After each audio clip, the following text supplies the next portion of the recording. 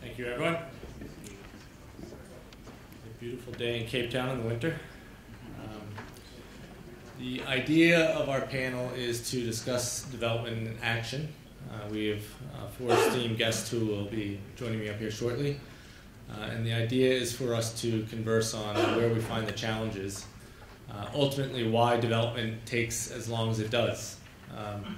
I've been in the development space for 20 years in Africa, always in the greenfield space as an owner, as an entrepreneur, and as a CEO of a company with funding from private equity. Each gives you different scenarios because you're always trying to solve for a problem when you're developing. And I'd like to spend time with our developers, talk about certain things that go right, and understand where those opportunities can be mimicked, as well as certain things that go wrong, and understand where we can focus our efforts as a collective group to better understand those challenges. So just by way of introduction, I'd like to have Raymond Carlson, CEO of Scatec Solar, join me. Raymond has been involved in renewables across the continent, but has done a lot of work in the renewable sector in South Africa, successfully winning bids in rounds 1, 2, and 4. And then Helen Tarnoy from Aldwych, the managing director of Aldwych, has been involved in power in Africa across the continent and can speak about opportunities across several sources of generations, from renewable to hydro to fossil fuel. And then Johan de Vos, the managing director of Gigajoule. Johan has been involved in developing different gas opportunities in Mozambique, pipeline supply as well as power generation, and has been very close to all the developments around the Sasol pipeline and then the ultimate opportunities that Mozambique has been able to drive out of that partnership. And then lastly, Danielle Verdeel is the principal water resource management engineer for the African Water Facility. So I'd like to allow each of our guests to introduce themselves, and then we'll get into an interactive conversation around development. I think before we jump into it, just to talk about my experience, we've moved from a world over the last 20 years where the sources of capital were very limited. I think in the last 5 to 10 years, it then became very difficult as a private developer to compete with bilateral capital. And I'm starting to sense a balance now where governments are requiring private market capital as well as bilateral capital. So we're getting to a world where capital itself, or scarcity of capital, isn't the major problem. It's now more the intricacies of how do you develop these complex projects. If we launch from the starting position that we're using project finance, you're really getting into the world of why can you finance a project off the merits of a 20 or 25 or 30-year concession period, sometimes longer, sometimes shorter. That involves some complex discussions. At the end of the day, I like to think of concession agreements or PPAs very much like a prenuptial. The things that will go well, you could finish in 1 or 2 pages, and the things that will go bad take 95 to 100 pages. And you're trying to think of what could go bad for years 15, years 20, etc. And that's a hard way to start an argument. You start to negotiate these points of interest where the host country is thinking, well, if you're going to go bankrupt or breach this covenant or et cetera, why should I do a deal with you? But you're not planning to do that, but you need to sculpt an agreement around the potential of that happening. One thing that comes to mind through this process is when you look at the classical IPP, Helen, what you've been involved in, I've been involved in for larger projects. These development gestation periods can take a huge amount of time. Yet across the continent, and South Africa in particular, I think we've seen a lot of success around renewables, which should have the same problems from the contractual perspective. So I think it'd be very interesting, Raymond, just to hear some of your experiences as to why these projects were fast-tracked, where some of the typical problems that we've been having on the gas-fired generation or other projects What is the disconnect there? Why is one working better than the other, or is it just coincidence? I'm not sure it's anything to do with renewables per se. I mean, obviously, Lake Turkana is a renewables project. It's a 310 megawatt wind project. Admittedly, it's a very complicated project because it has a public sector element to it. I think the success of the South African program is largely down to what we talked about earlier, which are standardized documents. So developers were faced with a PPA and it was take it or leave it. And it was the same for everybody, give or take the odd bit of tweaking for their particular project. And somebody mentioned this morning the Power Africa initiative, under which a new handbook has been produced called Understanding Power Purchase Agreements. If every government in Africa would read that and ingest it, I think things would go a lot faster. But as it is, sometimes those of us who could, frankly, write a power purchase agreement in our sleep find we're starting from scratch, we're starting right from the beginning to get people, counterparties, to understand why certain things need to be the way they are in order to get the project financed. The South African program leapfrogged that by going into the market. It took a long time, everybody acknowledges that, but when they went to market, the contracts were there and they were bankable. Thanks. Raymond? Yeah. Maybe, Raymond, can I ask you a question to Helen's point? Do you think the standardization of agreements is more important to the investor or to the lenders? And maybe to expound on that, is it the lenders who are struggling with certain terms and asking for certain things, or is it the investors who are asking for certain terms that standardization gets rid of? It's a very complicated issue to answer, I think. But I think, if you have people involved that have been involved in this before, it helps. But maybe another way to look at it is the type of discussions that we have in our boardroom. At the very early stage of a project where we actually identify an opportunity, we have endgame discussions. We anticipate what this will be, what will be the ingredients to succeed at the very end. Of course, financial model is one thing. The bankability of the project is extremely important. Your ability to actually execute, having grid capacity. I mean, we identify all the aspects that can tilt the project before we decide to go ahead. And before we decide to go ahead, there has to be enough robustness in the financial model for us to actually not having to be optimal at every intersection. So that you can go wrong, but there is cushion, and we know then that we will succeed. Of course, you have all these other examples that I just mentioned as well. I think the process in South Africa has been fantastic. Take it or leave it. I mean, that was good. We were, I think, the biggest customer of the largest law firm in South Africa in round one. Now that I think has been reduced to 1/4, but still it's extremely expensive. But it is a result of people knowing the process and can go straight towards the goal. But we also see that, project finance, wherever you are, in fact, even in Japan, where we have been involved, it's more or less the same process. So it shouldn't be too difficult. It's more transforming or translating or interfacing with the local environment and all the other stakeholders, the government and the rest that you have to, the utility and so forth, that is challenging. Yeah, I think, in the world of project finance, it is really more or less the same. In the world of capital markets, they do want more or less the same.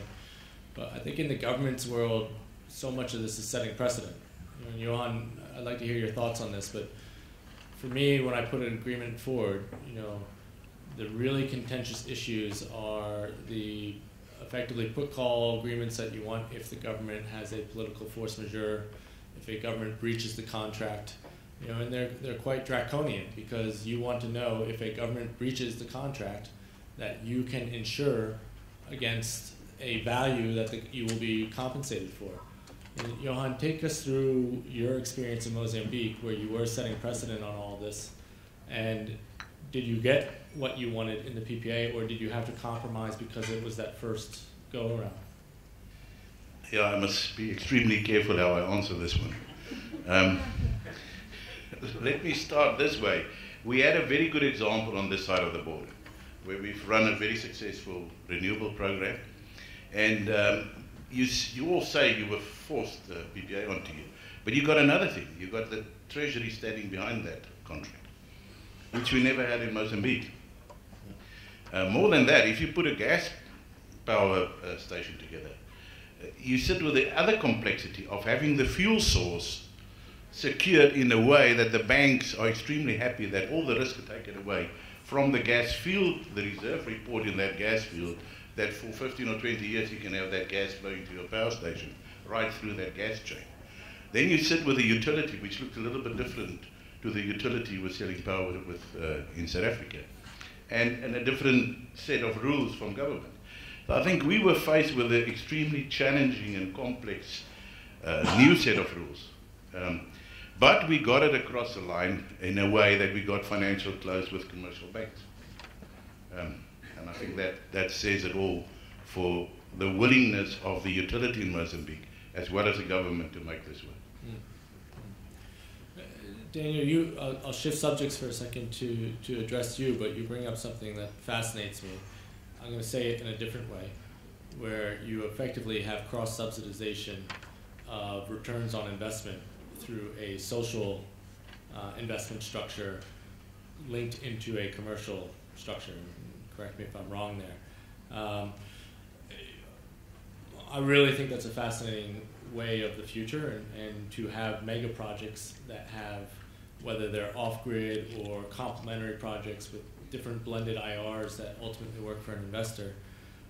It also is a way to solve different governments' problems, in ways that are inclusive.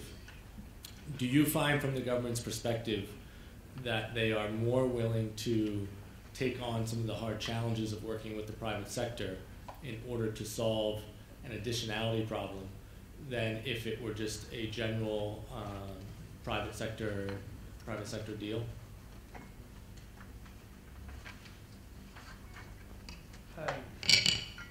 I think the first point maybe is that PPP in the water sector are not so developed as in the energy sector. There was a study that was done by JICA that showed that basically there was about 5 PPP signed every year, and that most of the successful ones were more lease type contracts than concession. So it's not so easy for various reasons to push PPP in the water sector. Now I think that this idea of blending all the advantages that you can get from the private sector in terms of both financing and operating the infrastructure, and still getting part of the benefit of the scheme that is channeled to the population through a specific instrument, that is something that is to me interesting, because in our field, which is hydropower, the dams were not really. After the 90s, it was difficult to fund the dam because of all the impacts that we all know, and so it's important now to show that we are doing things differently, so that in 10 years we are not in the same situation as we were in the 90s, because things are changing. So the donors' strategies are also eminently variable depending on what happened with the big projects. So I think we have to find the ways to make sure that the local population are really benefiting from these big infrastructures. And then maybe to Raymond, Helen, or Johan, are you seeing any new types of capital coming in that have interest in this cross-subsidization? So someone who would say to you, okay, maybe we're going to get an 18% return on a hydro project, but we'd like you to put an additional $20 million to an irrigation program, and we're okay if that dilutes our return. I guess the wave of social impact investing that we're starting to see now. Annie, I'll make it open. No. Not really. I mean, as I'm sure Danielle knows as well as anybody, for an IPP, for a private sector power developer to embark on hydro projects, it's not for the faint-hearted. My investors look to seeing a return someday. I talk about Lake Turkana, which was 8 years in development, but it will be barely 3 years in construction, and at the end of that period there is some hope of a dividend to the long-suffering shareholders. But with hydropower, the development period is just as long, if not longer, and the construction period is also considerably longer. But I pick up on what Johan said about the Treasury being behind the South African IPP program. That was huge. That was also really, really important. And that's another problem we face around the rest of the African continent, that a lot of governments are not in a position to provide that sort of blanket support. And in many cases, they won't be allowed to do it by various IMF programs to keep them on the straight and narrow. So that whole area is also quite difficult. But as to hydro, we like it. We'd love to do it. I have great difficulty selling the idea to my shareholders because of the long, difficult times.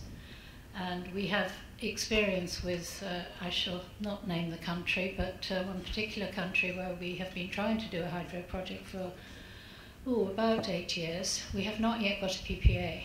And it took the particular government in question 46 months from first calling for expressions of interest for its transaction advisors to appoint the first of those transaction advisors. So that's a measure of some of the problems we face in trying to do these big projects around the continent. And Lake Turkana is very big, 310 megawatts wind. That's, when it's constructed, it will be the biggest wind project in Africa. The project I mentioned in Nigeria is 450 megawatts. That's $900 million. I mean, these things are difficult to structure and they take a long time. And no, I'm not seeing any particular innovative solutions to that particular problem. I think you raise an interesting point. I think Africa's starting to see, Africa always like to say we're not one country, 54 countries. And I think they're going to learn I think all of a sudden it's become apparent the hard way that Africa's 54 countries, because capital is going to flight to the good countries where you can get jobs done. And that raises a very interesting topic around the sovereign guarantees. I think you get to the heart of it, that at the end of the day, the Department of Treasury is standing behind the different IPP programs in South Africa. And I constantly hear, and speaking to my panelists, we're hearing that sovereign guarantee is off the table. I'd like to approach this question in two ways. Because one, I'm still confused as to what is a sovereign guarantee. And let me be a bit cheeky, but I will get governments who will say that I'll give you a sovereign step-in right. Okay, so they're willing to step in and take the obligations of the PPA over on board, but they won't give you a quote-unquote Paris Club sovereign guarantee. And I think the donor world, led by, including the IMF into that group, needs to spend some more time and think about that, because the idea is to push governments to use the private market so that they don't increase debt on their balance sheets, but they're saying this sovereign guarantee is a debt instrument, so they don't want this debt instrument sitting on their balance sheet. But effectively what they're doing is pushing it into the bilateral world, which requires more debt on the balance sheet. I'll form a question out of this instead of just speaking, but when we speak about standardization of agreements, what are we really getting at? Is there certain clauses? Is it the whole agreement, or are there certain issues around sovereign guarantee, around breaches, around force majeure, that are the crux of what hold us up? And maybe Raymond, from your experience in South Africa, Helen or Johan, your experience in countries who are doing this for the first time, I know in Nigeria you have issues around sovereign immunity, which completely null and voids a contract. So can we speak about what are the hearts of these agreements that are delaying and we're stumbling over?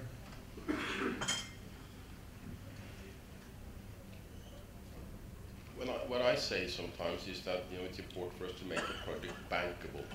What does that mean? Well, it depends upon who the banks are, right, and who the co-investors are to a certain extent. A sovereign guarantee to me, as such, is not necessarily something that makes a project bankable. I mean, it could be a country that doesn't really have any balance sheet behind the sovereign guarantee. Yeah. So I think it's more it's more than an instrument and maybe a requirement from some of these development banks to have a sovereign guarantee to show some kind of commitment from the government. It doesn't really help us.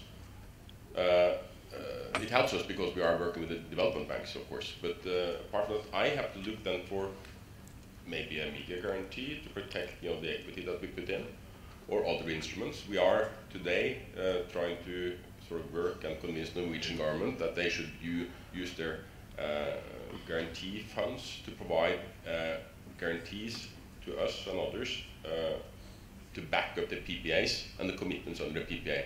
And in such a scenario, you don't really need a sovereign guarantee. But yeah. I was just going to say, so on that, to me, the sovereign guarantee sometimes is more what I'm trying to insure against. So if I'm buying MEGA or OPIC or other political risk insurance, I'm trying to find that default mechanism so I can insure against that, versus actually believing that the sovereign will step in and guarantee the project.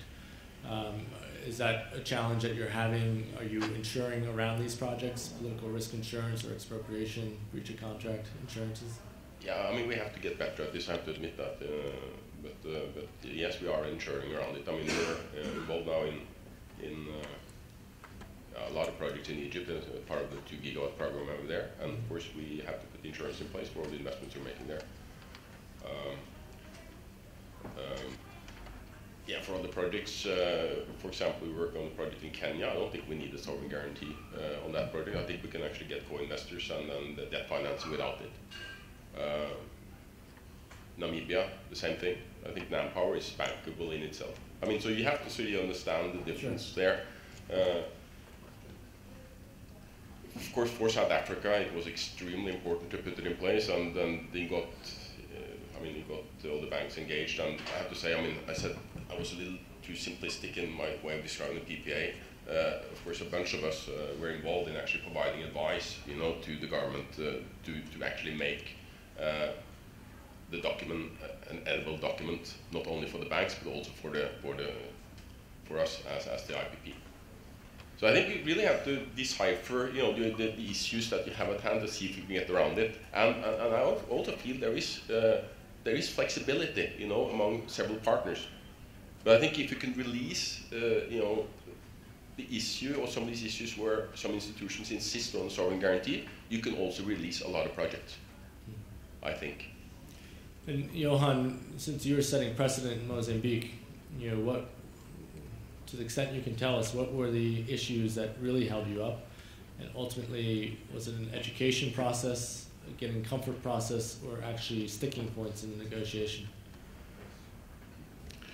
I think our experience taught us to actually choose your enemies as quickly as possible. So we tried to get our debt providers around the table with government and with the utility as quickly as possible. And that makes I think, a PPA is a PPA, whether you sign it with ESCOM or EDM or whoever. There's basic standard things, but the complexity comes if you talk about the risk profile and the perception of your funders and your equity partners in terms of the risk profile. And that is dependent on the country, it's dependent on the utility. Look at NamPower's balance sheet, look at other utilities' balance sheet, look at ESCOM's balance sheet. So that really creates the complexity, and it's a question of what is the appetite of your funders, what is the risk profile of your off-taker, the country you're in, and how you can get political risk insurance and what type of instruments you can use. Is it MEGA, is it private, etc., etc. Very helpful. Maybe what I'll do is open the discussion to the floor and have certain questions come from the floor. Sorry, I'm trying to... Yeah, please. Can we have a microphone? Just here.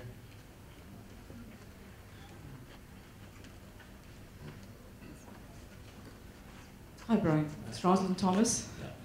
My question, I think, is, I guess it's not a question, it's a comment, but in a sense, what I'm saying is, from what I've heard, especially from Johan and Helen, and I think in some respects, Raymond, you've also been saying it, is the most important issue for project development on the African continent, and the REAP program, South Africa's renewable energy program is an example of that, is you need a champion in government. Because if you can have your PPAs, but your PPAs, unless they've been supported by a government that's willing to listen to what the private sector needs and wants, and they have a champion, and yes, Treasury was a champion, but Treasury also had within the Department of Energy an additional champion that actually was responsive to the private sector, I think, on the REAP program, and was able to bring in the right advisors, and therefore marshal all the resources that were necessary to make things happen. And I think in other African countries, it is not necessary to have had all the right things in place if you at least have the champion who's willing to move and change and to address the weaknesses that exist in the country on the particular projects. So for example, yes, you had the right PPA put in place with teams of lawyers and advisors working around that. But you also had the ability of government to move from the first program to the second one, where they changed from the feed-in tariffs to another approach on financing and on pricing of the tariffs, etc. So I think that's an important point. And the most important point for me is the champion, the government champion. I'll respond to that because I think that's a fascinating point. There's so much of this which is standard, but it's not standard to the host party. So getting into the view that this is an acceptable allocation of risk for the government based on international standards takes that champion.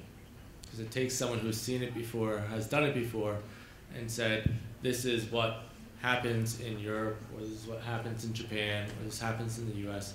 That to me is a huge stumbling block. And I think more and more donor money could be put towards that program. I've seen a lot of it firsthand in Ethiopia with the Power Africa bringing in a specialist to sit with the government. And at the end of the day, you take risk, and risk should sit with the person who's best willing to deal with it. There will be some overlap, and that will require negotiation, but you shouldn't have to fight for the issues that sit with the government from a risk perspective. You know, they should be able to get very quickly comfortable that this is something they can deal with. So I think that's a fascinating comment.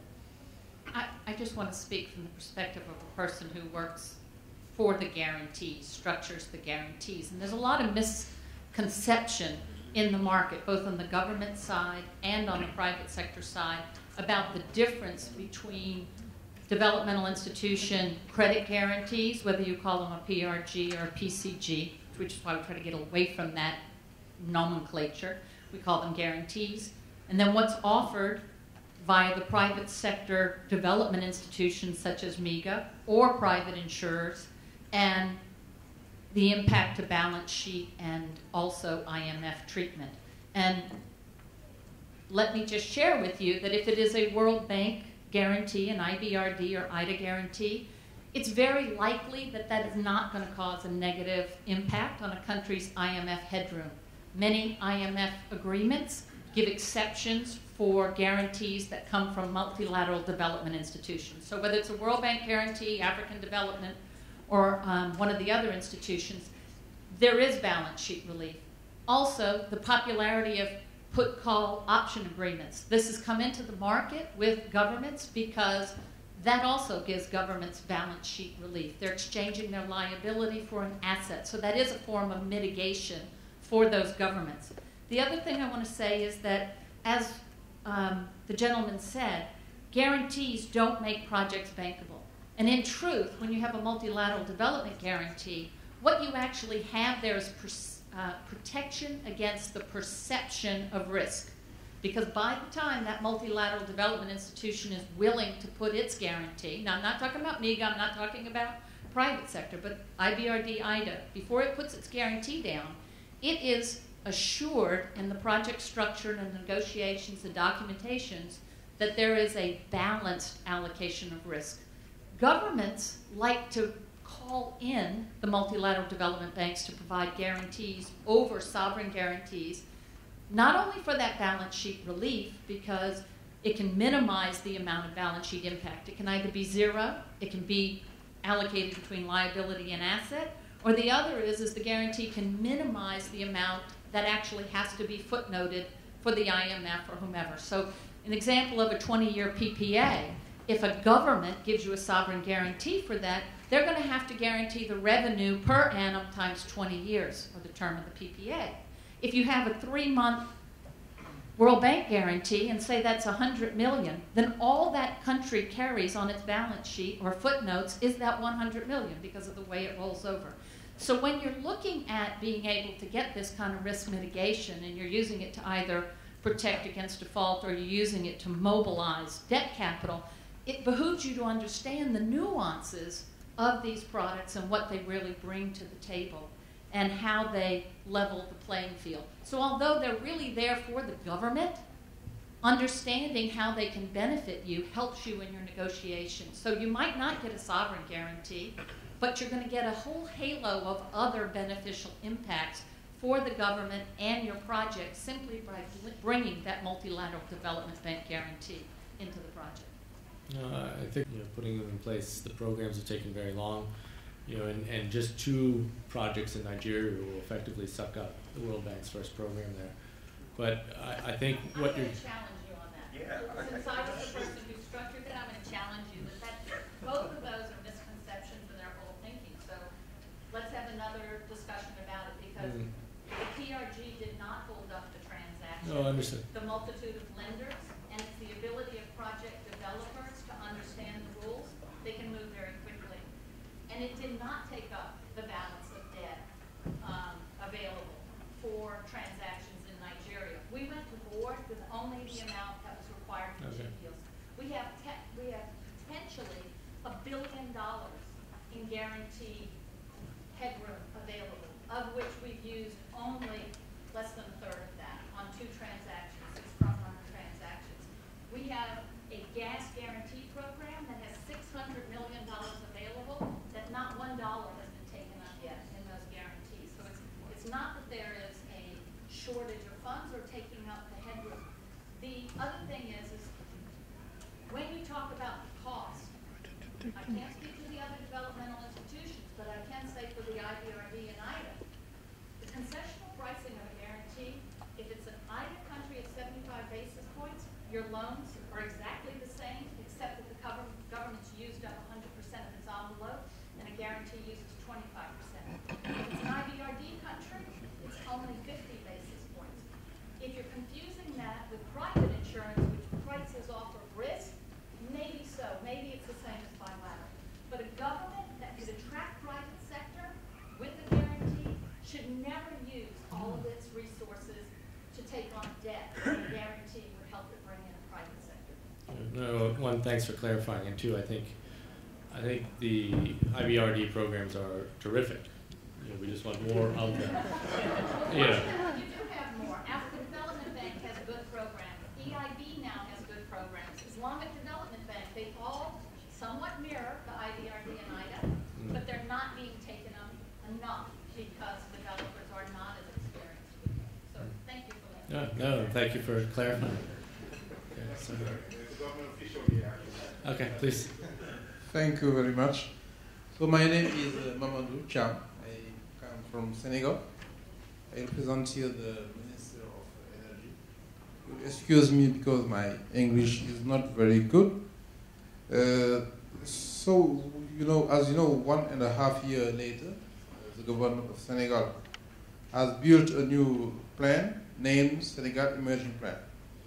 After that, he has voted a law named PPP law. And also early in the morning, as some panelists says, he has a champion named APIX. all these things are trying to make it easier all what the developer has to do. But now we are dealing more and more with the problem because the government, the Minister of Finance, has delivered many guarantees because we have many developers and all the contracts we have signed, the government has delivered a sovereign guarantee. And now the Minister of Energy, we have more and more difficulties with the Minister of Finance because all these guarantees, many of them are there for 3 or 4 years, and the projects are not yet achieved. So my question is it possible, I think there was a reflection about it, to give other forms of guarantees, not for all the projects, but for some projects, is it possible to give just light guarantees to prevent from this situation? Because now they say us there are many guarantees, and they can't, they don't know what to do with it. Because it is maybe easier to sign a contract, but it's not always easy to stop the contracts. So after the developing period, we are obliged always to expand the period, and so now I think we have to find a solution to go over this. Thank you. Thank you. That's very interesting. Go ahead, Helen, please. The answer is yes, it is possible. At the risk of prolonging the argument, I would like to say that the problem we are facing in Nigeria and to a lesser extent in Ghana is nothing to do with sovereign guarantee. It's to do with the waiver of sovereign immunity in the government support agreement, which is something quite different. So our company, we don't look for sovereign guarantees. Sovereign guarantees are only as good as the government in power. And they are a big burden, as Kate has said, on the balance sheet of the government. We're a big fan of the PRG program, whether it's the World Bank or AFDB, and we use MIGA a lot. So there are ways of structuring. Lake Turkana is an $880 million project, the wind project in Kenya. We don't have a sovereign guarantee there. We have a support agreement from the government that is not a guarantee of payment. It's a guarantee that the government will ensure that the off-taker, the utility, abides by its contractual obligations, but it won't step in and pay for it. And that's a big difference. So that's not hitting the balance sheet of the government. And then that, in turn, is backed up by a PRG. And that's a principle that we think ought to work. And it does work. Kate mentioned the PCOA. The PCOA is what we have in Nigeria. The problem with it is simply that there is a clause in it that is not acceptable to the insurers and will in due course have to be changed. But that is to do with the waiver of sovereign immunity. In a power purchase agreement, the buyer, if it's a state-owned entity, which it usually is, the buyer says that in the context of this contract, I will not act as a government, I will act as a counterparty in a private transaction. And then sometimes, unfortunately, they look to carve out certain assets from that, and that's the struggle we're having in Nigeria. But it will be resolved, and it will be resolved elsewhere. So yes, it is possible to do it without a sovereign guarantee, and I'm fully in agreement with Raymond. I don't think a sovereign guarantee on its own makes a project bankable. And I think maybe just so we can frame the discussion better, the word really we're speaking about is credit enhancement. And credit enhancement can come through different forms, and that, I think your question about are there other ways, it's very important that risk gets allocated correctly. If someone takes a sovereign guarantee and then shops that around to raise capital and the like, that then puts undue risk onto the government, and there needs to be ways that is dealt with correctly as well, because the government shouldn't be the enhancement of a project that the counterparties haven't done their work yet. Right, Mark Tanton, my company is Redcap. We're a renewable developer in South Africa. One very quick comment on sovereign guarantee, then a question. If you look at South Africa's program, sovereign guarantee was good to kickstart it.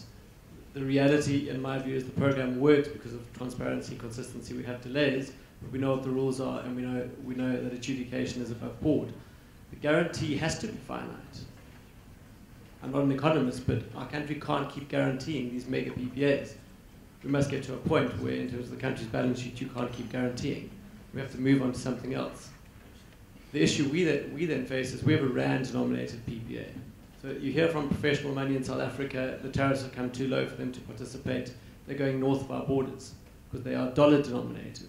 So at what point is it more important to have a dollar-denominated PPA versus that guarantee, when that guarantee, by definition, if you want a program that rolls out, has to be finite?